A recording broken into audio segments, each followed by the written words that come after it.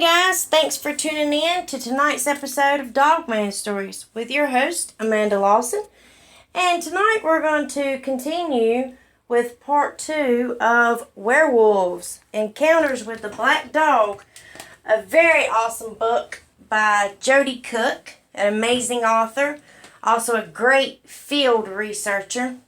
He's given me this opportunity to basically tell you guys about his book, read a few stories, and hey, if you want more of the stories, you can go on the website and purchase his book. I'm not sure how much it is. It's under $15, I think, but don't hold me to that. You can go on www.northamerican.dogmanproject.com. You'll find this book along with a lot of other books. And there's just all kinds of stuff. You can get news updates, maybe see some photos possibly, read some sightings. If you have an encounter, you can share your encounter on that website. There's just so much you can do over there and learn about. It's amazing. Anyway, if you haven't listened to part 1, you might want to do that. We got a great story over there. And also, we got some news I told you about in part 1, but I'll go ahead and recap on that. In April of 2017, Joedy Cook and a lot of other researchers will be hosting an event at Land Between the Lakes Campground. And there's 25 spots available. Tickets will go on sale in January. The price has not been set yet. However, they will not be that expensive, so do not worry about that. And if you would like to go ahead and reserve you a spot, you may do so by sending Joedy Cook an email from his website, which is the North American Dogman Project website. You can send him an email, let him know you're interested. Serious inquiries only. Do not bullshit around and waste people's time, which I know you guys don't do that, but you know how some people are. You know, they'll say they come and then they don't show up. So please, serious inquiries only if you're going to send an email ahead of time. And also, my husband and I will be there, so I look forward to any of you guys going. That's going to be really neat. And if you have any questions, comments, you want to talk about an encounter with me or anything you want to talk about, if you need me, just feel free to shoot me an email at dogmanstories@gmail.com and I'll get back to you as soon as I can. So, without further ado, let's get to it. Episode 22, Part 2, Werewolves, Encounters with the Black Dog by Joedy Cook. Wolfman, Danielle Stedman. My name is Danielle Stedman, and I'm from North Carolina near Charlotte. I'm 42 years old and a proud single mother of 4. I grew up on a 200-acre farm as a child where we grew our own vegetables and fruit and raised and killed our own pigs, chicken, and beef cattle. I also come from a large family of hunters and fishermen and was taught to shoot, hunt, and fish at a very early age. So I know my way about the woods and around weapons fairly well. Okay, understatement probably. I've always been able to outshoot most people, and my hunting skills are way above average. I can break my guns down and clean them and skin out and butcher a deer, hog, cow, or anything else. I know all the types of animals we have around these parts, and around the world for that matter. I want you to know this so you realize that what happened to me was not a case of mistaken identity. I'm also one half Native American, Cherokee, and was raised hearing stories from elders about other things most people don't believe are real in this world. Yes, some of them being Sasquatch and Dogmen. It was September or October of 1987, and I was 14 years old. I was always mature for my age. I was an only child with a very sick mother at the time who died, unfortunately, a year after this incident. But I also looked mature. and had a boyfriend who was 16 and able to drive, although I wasn't allowed to, as my mama called it, car date with him. So on this particular night, I snuck out of the house to meet him and 2 other friends, my friend Jill and her boyfriend, around midnight. I've changed everyone's real names to tell my story, as I'm not in contact with these people anymore. I remember that the moon was pretty full this night because of how it illuminated Jill's boyfriend's dirt road when my boyfriend parked his '69 Camaro on it. My boyfriend's car was really loud, so he had to park it at the beginning of that dirt road so we wouldn't wake Jill's boyfriend's parents, then walk about a mile down the dirt road to reach Jill's boyfriend's house to let him know we were there. We had already picked up Jill, so he left Jill and I in the car while he walked the mile to the house.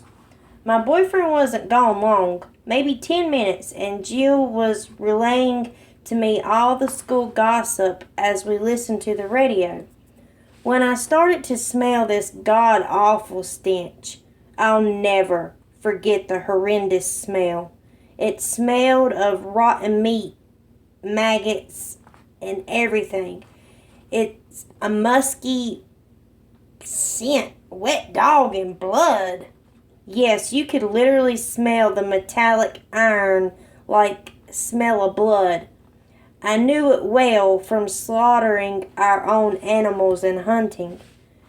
Jill was still jabbering away. She was quite a talker when I interrupted her, asking if she smelled that. At first she said, "Smell what?"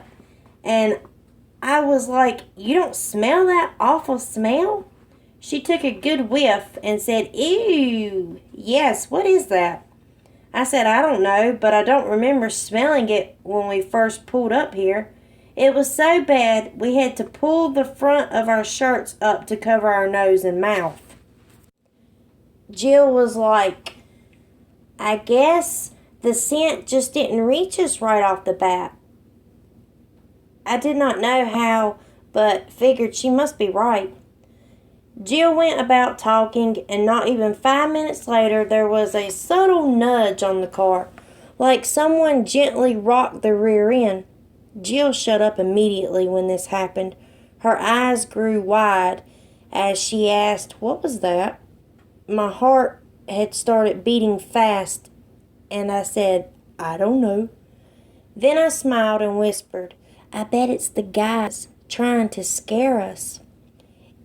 It had now been long enough that if the guys had hurried, they could have been back. And they were always pulling pranks like that. We looked out the car windows but couldn't see much because the windows had fogged up from us sitting in there talking for so long.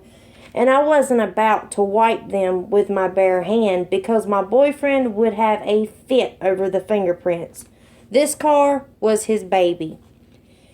Jill said ignore it. So we did, and she went back to talking. And again there was a slight rock of the car. We both smiled at one another, knowing who it was, and Jill kept on talking. But then the car was shook really forcefully. This time we laughed out loud, and I yelled out to the guys that it wasn't going to work. Another forceful shake of the car, and again I yelled out that they might as well stop it because it wasn't working. Jill chimed in with a "Nope, not going to work too." Still no answer from the guys. I yelled their names. No reply. Jill and I were still smiling when the car was shook again, but this time from the front, and this time it was downright violent. We strained to see out the windshield, but couldn't see anything. I yelled for them to cut it out and come on, but still no answer.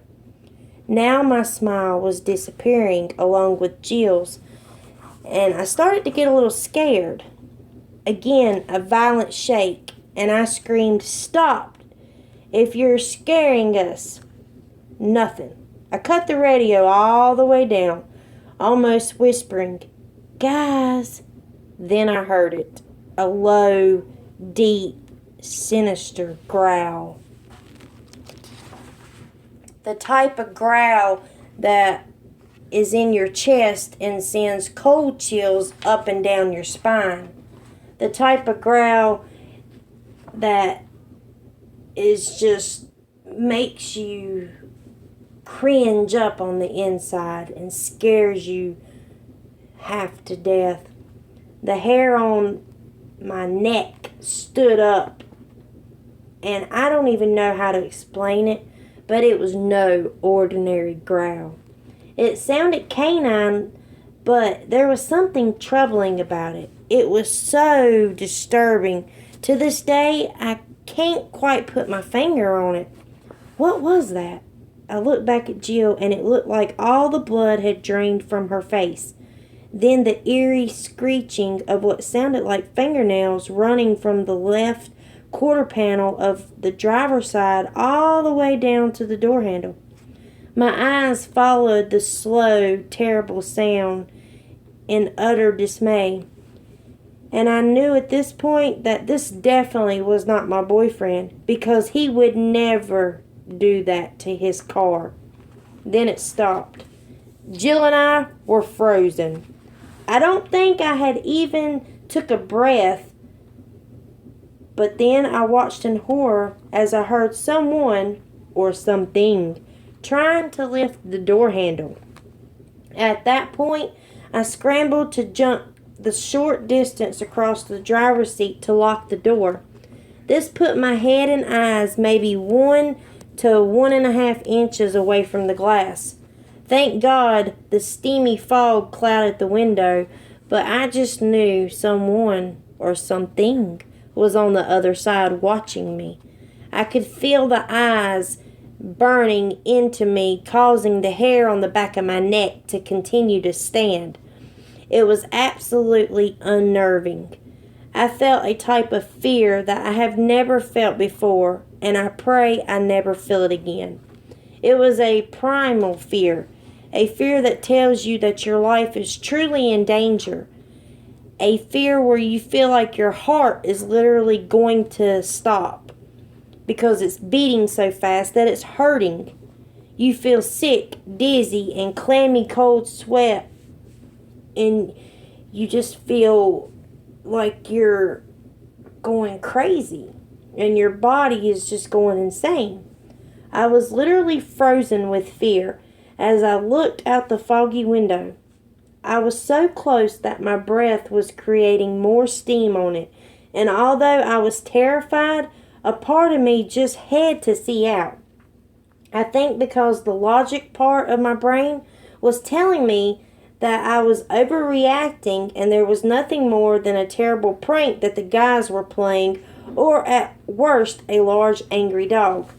I even wondered if a wild hog had somehow gotten down out of the mountains and into our area, as they can be quite large and make some awful sounds. Maybe I had even imagined the door handle lifting.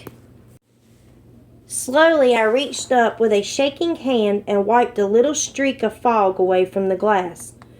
To my ultimate surprise, I saw what looked like a large, dark canine-type muzzle, a wet nose pressed against the glass that snorted out another low, horrible growl. The breath from the creature created its own steam on the outside of the window, and then it looked like it rose up. Yes, the freaking thing stood up, as in on 2 feet, bipedal. Reeling from terror, I slammed myself back into my own seat as Jill screamed, "What? What is it?" My mind was racing. Did I just see a dog stand? And that looked like the muzzle of a German Shepherd or a wolf. But it was huge and longer, more narrow at the end. I don't know, something wasn't right. No, surely not. Jill repeated herself, snapping me a little back into reality. But before I could answer her, which I didn't know how I would have answered her anyway, the entire car began shaking like this thing was standing on the top of the roof, shaking it, gripping the top of the car near the upper part of the window and roof. Jill began to scream, which seemed to make this abomination madder, and it shook the car harder, and it was growling ferociously. I was telling Jill to hush and be quiet because she was making it worse, but she was not listening at this point. I slid down into the passenger side floorboard and was whispering to Jill to get down in the same position. I was, but she had crumbled up into a fetal position in the back seat where she was sobbing. I truly thought, dear God, we were going to die, and I was just waiting for this thing to come crashing through the window at any second. I was hushing Jill this whole time, and she did seem to attempt to calm down some. Suddenly the car quit shaking and the growling stopped. We knew the creature was just standing there. I knew it was listening for us, and I very quietly urged Jill to calm down some more, lying to her by saying that it was going to be all right and the shaking had stopped. Somehow Jill got her breathing under better control and quit sobbing. It seemed like the silence was deafening and much worse than the shaking and growling had been. After what seemed like forever, we heard the creature move away, taking a couple steps back from the car. You could hear it sniffing around the car window still, and I'm sure into the night air it was sniffing. We couldn't really see it, just the outline of it here and there as it moved on two legs around to the back of the car, sniffing away the entire time. It was incredibly tall and wide by its silhouette. I'm guessing 7 to 8 feet in height. The gravel was crackling and popping from the weight of this monster as it straightened and moved along the car. It was downright weird. Then you heard it collapse down on all fours with a heavy thump. Now I know the popping and the crackling was probably from it standing upright, but at the time, I thought it was just the sound of the gravel beneath its feet. It was obvious that this thing was very heavy, and I'm guessing it weighed 600 to 700 pounds, maybe even more, considering muscles weigh more than fat, and I believe people underestimate their weight anyways. Thankfully, Jill was still being fairly quiet. Why I had remained so calm was beyond me. Maybe because I felt like I had no other choice because Jill had been falling apart. Maybe because my daddy had raised me up to be so rough and tough. I was an only child, and although I was pretty spoiled by my folks, I was also a hardcore tomboy from being raised on a farm and seeing animals die on a regular basis. I don't know how I kept my wits about me during all this, but somehow I did so far. I heard the creature quit sniffling, and it sounded like it was messing with the trunk lock. I was thinking, oh my God, is it trying to get in here? And at that moment I remembered my door was still unlocked. So with an unsteady hand, I reached up, took a deep breath, and slowly pushed the lock down, hoping the thing wouldn't hear me do it.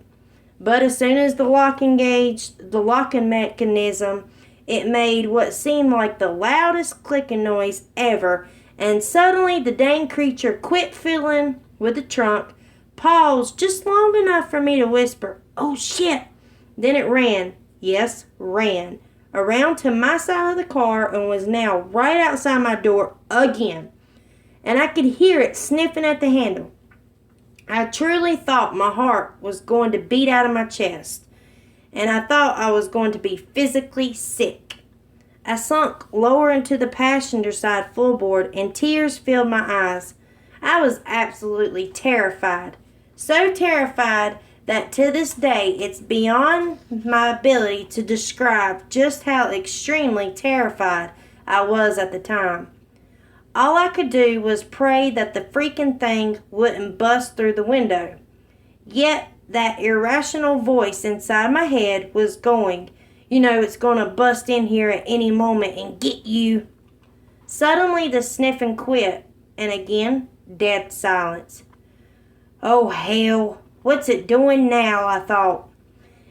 And, like to answer me, I felt and heard the door handle lift. I was already in a very awkward position, but I turned my upper body around so I could grab the inside handle with both hands just in case it somehow did get it open. I knew that by the size of this thing, I wouldn't have a chance against it in a tug-of-war over a door, but I sure wasn't going to just let it in without some kind of a fight. Jill was starting to cry again at this time. I ordered her to shut up. I'm pretty sure the creature heard me, and it seemed to let go of the door handle. A few seconds passed, and just as Jill said, "Danielle," the freaking thing started growling that sinister growl again, and then it was back trying to lift the door handle again. But this time it was jerking at it hard enough to shake the entire car again. I was gripping the handle so tight my knuckles were white and my hands were really hurting, but I didn't care. I wasn't letting go of that door. Jill began to panic again. She cried, "Go away!" And I lost it at this point and started screaming, "Stop it! Just stop it!" and begging it to go away too. I just kept screaming this over and over. By now I was crying hysterically too, and unbelievably, it suddenly just stopped. No shaking, no lifting, no growling, just the sound of Jill and I, heavy breathing between wet sobs. A minute passed and Jill asked me if it was gone. I didn't hear it leave, but we had been crying and yelling, and although I definitely did not want to know, I was going to have to look out the window. Keeping one hand on the door handle, I scooted up just far enough to reach the glass, but still kept the majority of myself in the floorboard hidden. And using my other hand, which had practically fallen asleep from the numbing pain of gripping the handle so tight, I managed to swipe a little space of fog from the glass. Slowly, with my eyes wide from fear, I peeked my head up just enough to look out the little space that I had made. And to my horror, as my heart sank and my blood ran cold, I now found myself looking into two of the most deadliest eyes I have ever seen. Its eyes were a freakish amber yellow, and it just glared at me as it began to do that deep growl again, obviously angry that it couldn't get to me. And this freaking thing was a lot bigger than I had estimated. It was enormous. Its head was the size of a grizzly's. In fact, I bet it's a little bit larger. I wanted to look away, but I couldn't. My eyes were looking at it, but my brain just could not fathom the message my eyes were sending it. This was a monster, a real and true creature of the night. Something I'd heard about in hushed stories the elders would tell. Something horror stories and legends were made of. But it was supposed to be exactly that. A legend, a myth, something that was not real, something made up, fictional. But, oh dear God in heaven above, it really did exist. And in that one moment, everything I thought about this world had forever changed. Everything I thought I knew changed. Everything I believed and I didn't believe changed. Along with the monstrous head were tall pointy ears with long tufts of hair coming from the tips and inside the ears. Its coat looked longer than a German shepherd's, but just as coarse. It had tiny frays of white around its eyes and snout, like it was just beginning to age maybe. And it had a few scars, one above the right eye and one across its snout, from fighting perhaps. or from killing. Then it just had to go and sneer at me, unfortunately, and I caught a glimpse of its huge ivory teeth. My stupid mind couldn't help but interject, "All the better to eat you with." I guess it's my mind's way of trying to cope with this situation. It was like looking at a very, very oversized wolf, but there was also something very non-wolf-like about it. Something unnatural, something dangerous and very predatory.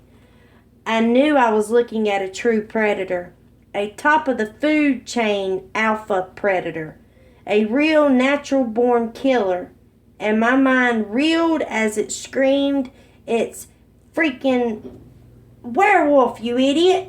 You're looking at a werewolf!"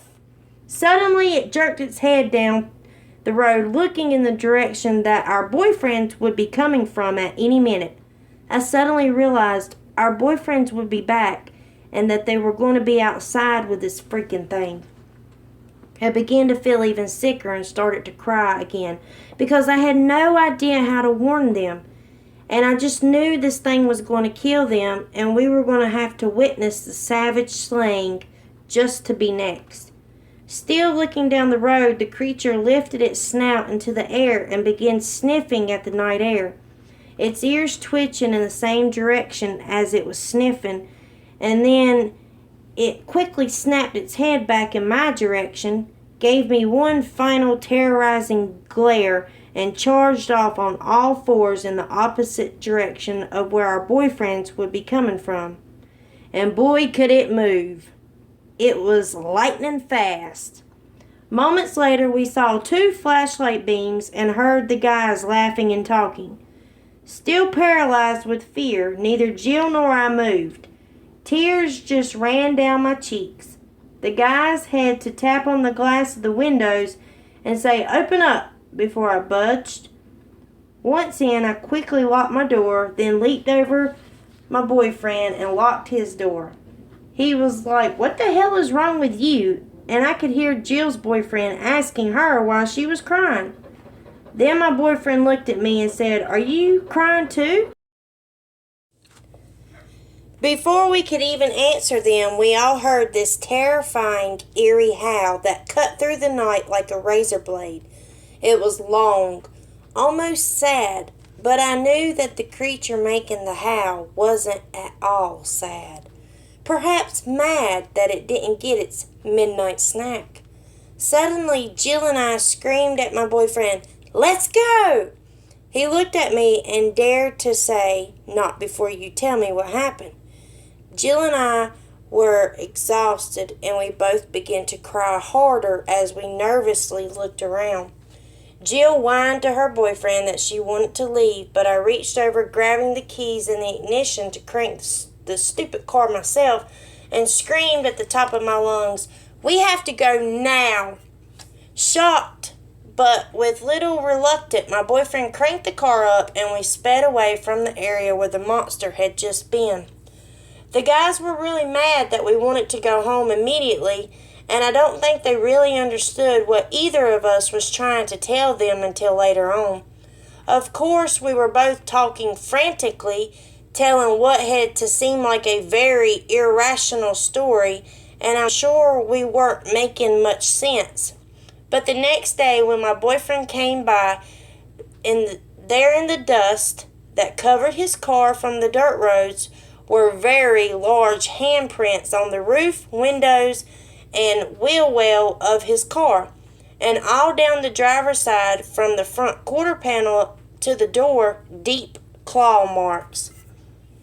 My friends and I never spoke of this incident again, and over time and years slowly lost touch. But as I stated earlier, that incident changed me forever. And to this day, I have trouble sleeping and will turn every light on around in my house if I hear something I can't identify or if I get an overwhelming feeling of fear. Sometimes I have to take sleeping pills to sleep and anxiety medication for the panic attacks. I watch my surroundings, especially at night, and I don't hunt or camp alone. I don't camp often at all. I'm very cautious and I always keep big dogs, Rottweilers. In fact, this is the first time I haven't had a dog in many years, but I plan on changing that very soon. I always carry a gun or have one close by, although I doubt a gun could stop what I saw that night if it truly wanted to, but I'd rather have it than not. My ex-husband, who was one of the very few people I trusted my story with, even had me a silver bullet made. No, I don't believe what I encountered was a mythical werewolf or Hollywood, so no, I don't think silver will kill it, but it did make me feel better, and I know my ex did that, so I know he really did believe me. I've always been accused of being paranoid and afraid of the dark, and I guess I am. I tell people I'm not afraid of the dark, but I'm afraid of what's in the dark, and I have a good reason to be. I don't isolate myself by any means, but I don't do stupid things either. Like walk down a road at night that's completely alone, with woods and creepy feelings. I don't walk down them roads at night alone, and I don't like to hear strange noises. And I don't go grab a gun to investigate stuff like that either. And for years I've tried to suppress it and pretend it didn't really happen, but I think it just made things worse. When I finally got old enough to finally say, okay, this really did happen, and it's okay to admit it and believe it, I started feeling a little better. Although I still feel very alone in the matter. But before finding your show, I was finding ways to cope with it better. Like I started writing this fictional story about a werewolf. Unfortunately, this isn't something you can share with other people, even people very close to you usually. Most people are going to laugh at you and ridicule you, saying you imagined it or it was probably some type of animal and you were so young and scared that you misidentified it. Trust me when I tell you there is no way to misidentify this creature. So for me, finding your podcast has been a godsend. Hearing others say it's true and that they've seen it too helps tremendously. I hope to find some friends through your show so I have people to talk to if I start having a hard time with it, and sometimes I do. The nightmares can be overwhelming, and I suffer with a lot of anxiety over my incident. I also have so many unanswered questions, like what they really are, how many exist, are they in packs or loners, and why me? What I don't understand the most, though, is why the creature didn't break the glass that night. It was intelligent enough to lift a door on the car. It lifted the door handle to the car. It's got to be intelligent. Why didn't it just break the glass? I asked myself that question hundreds of times. And why did it just run away like that? It could have had us all for a midnight snack. I hope through your show, talking to others, researching and writing, I can learn more about these creatures. If anything, I hope it'll help me to cope better with my situation. Well, you two have now heard my story, and whether you believe it or not is up to you.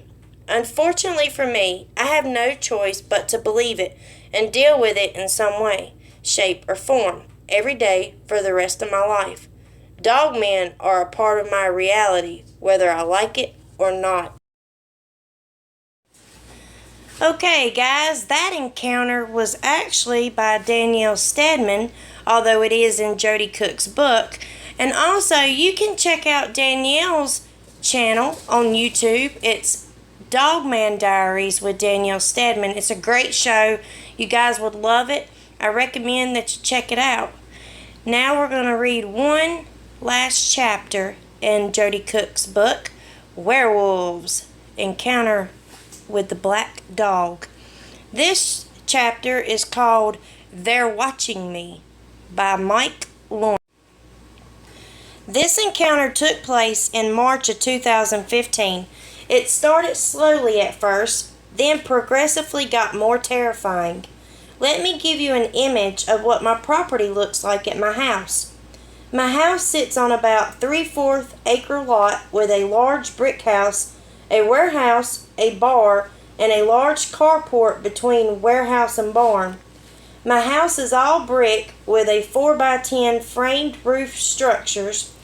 Over the living room is a 2-tier roof due to the vaulted ceiling. Between the two roofs is a row of windows that overlook the living room. The roof is metal with no installation. In the master bedroom and living room is a window 8 feet up that goes up to the ceiling. The dining room has 2 sliding glass doors that are 6x10. One goes out to the pool, the other goes out to the other backyard. The master bedroom has your standard size sliding glass door going out to the pool. The backyards are separated by a gate in the middle behind my workshop attached to the house. The pool side is all concrete and bricks with a metal patio roof. The other backyard is all grass with a large maple tree, large oak tree, and another large tree that is fenced in with a 6-foot tall fence. The carport, barn, and warehouse in the backyard all have metal roofs. The carport roof is about 40 feet long, 10 foot deep, with a height of about 12 foot, sloping down towards the back about 10 feet. The warehouse, barn, and carport are backed up to an open field with tall grass, trees, and a game trail that leads down to a seasonal creek. There are motion lights in both sides of the backyard that light up the entire yard. When we first moved in, we had no window blinds or curtains in any room or covering any of the sliding glass doors. This time of year, the pool is nothing more than a pond that frogs have taken refuge in. Every night it would be filled with frogs croaking and crickets chirping. This night was quiet and not a single sound. It was an unsettling silence. I noticed for the first time since living here, my dog's behavior had changed that night to a frightful behavior. She would not go outside to eat or take care of business before bed. In fact, she wouldn't go anywhere near the sliding glass door or windows. That night I heard a loud thump on the carport roof behind the house, which woke me up from my light sleep. I happened to look at the time on my phone, and it was 2 a.m. After a few seconds, I heard something bipedal running across the roof. 4 steps, hearing the claws scratch the metal as it stepped. On the 4th step, I heard it jump, then land in the dirt in the backyard. Whatever it was, I heard it land with a thump and a couple of steps.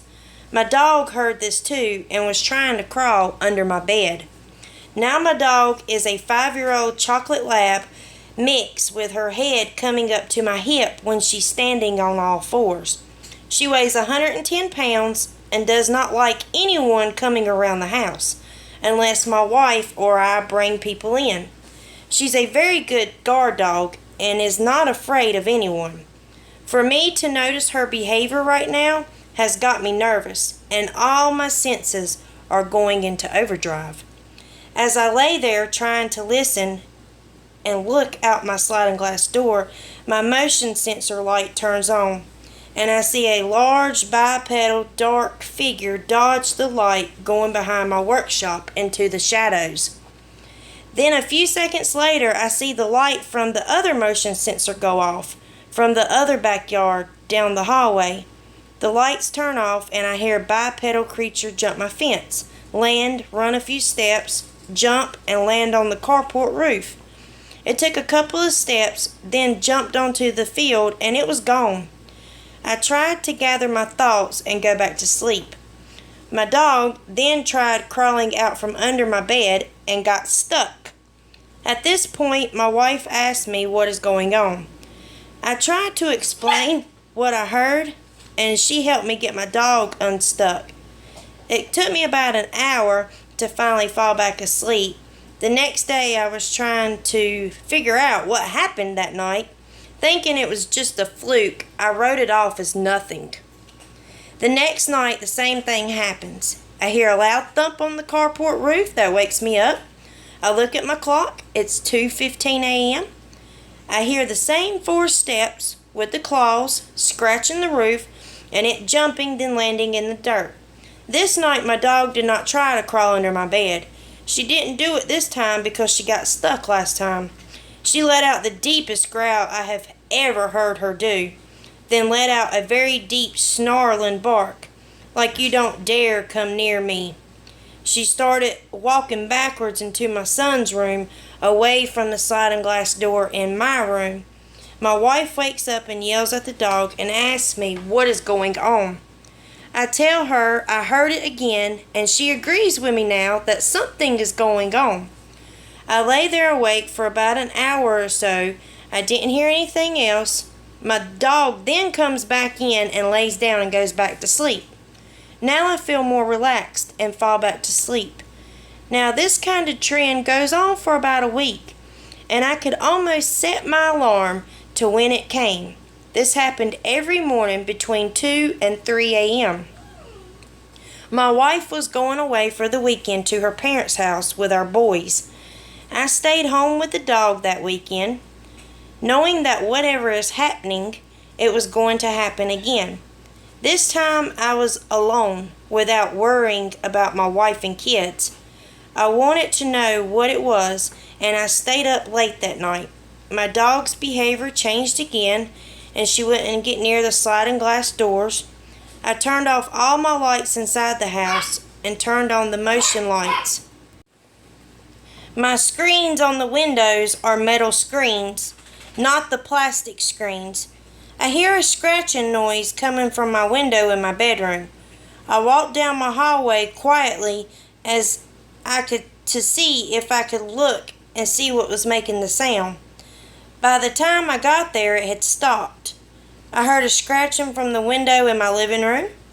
I see a shadow coming in from the streetlight. Its arm outstretched, scratching my screen, looking into my house. I see a large head with pointy ears. It turns to look down the street, and then I see the snout. It turned and went into my carport where my truck is in the darkness. Right after it went into the carport, I hear something jump onto my roof of the house over my bedroom. I can't believe there is now more than one. It ran across the roof to the living room and to the windows on the 2-tier roof. I can feel it looking in, staring at me. I leave my living room and try to find my dog. I can't find my dog, and she will not come. I eventually find her in my son's closet, laying down in the corner, shaking. I hear the one jump off my roof, and then it was gone. My dog calmed down, which made me calm down. We eventually went to sleep, and that was the last time for the rest of the year. The shadow in the window wasn't very big, maybe 5 foot tall, probably around 150 pounds. I've had encounters before with dogmen, but they were much bigger. My guess is I had 2 juveniles being curious and messing with me. Terrifying, nonetheless, to see something that doesn't exist scratching at your window and looking in on you from your skylight windows. I have come to the conclusion that they have traveled down the seasonal stream bed, and when the stream started drying up, there's no water to drink, so they stopped coming. They stopped as quickly as they started. They came back this year, and about the same time every year, and it stopped around the same time this year. Well, guys, that concludes our chapters that I'm going to read from Joedy Cook's book, Werewolves, Encounters with the Black Dog. I would like to thank everyone for listening to this 2-part show, and I'd like to thank Joedy Cook for giving me this opportunity to share these stories with you guys. Also, if you are interested in hearing more from this book, you can purchase this book at www.WEREWOLVES.com. NorthAmericanDogmanProject.com. Also, if you're interested in attending the Land Between the Lakes campground during the time that everyone else will be there, tickets go on sale in January, and it will be in April of 2017.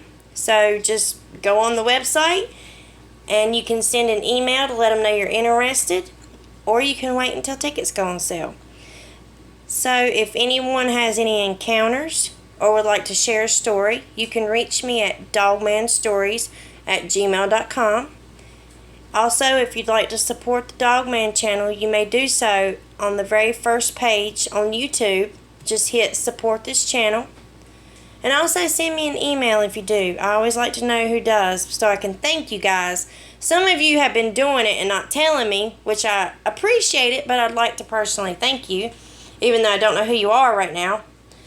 Okay guys, well that's it for tonight, and we will be back on regular schedule this Saturday. I apologize, I did take a beach trip. That was kind of unexpected. And when I thought I had posted it, I looked the other day and it did not go through, so I apologize for that. But we will be back on schedule Saturday at 9 p.m. and I look forward to having another show with you guys this weekend. Anyways, good night, and I hope you enjoyed the show. Thank you.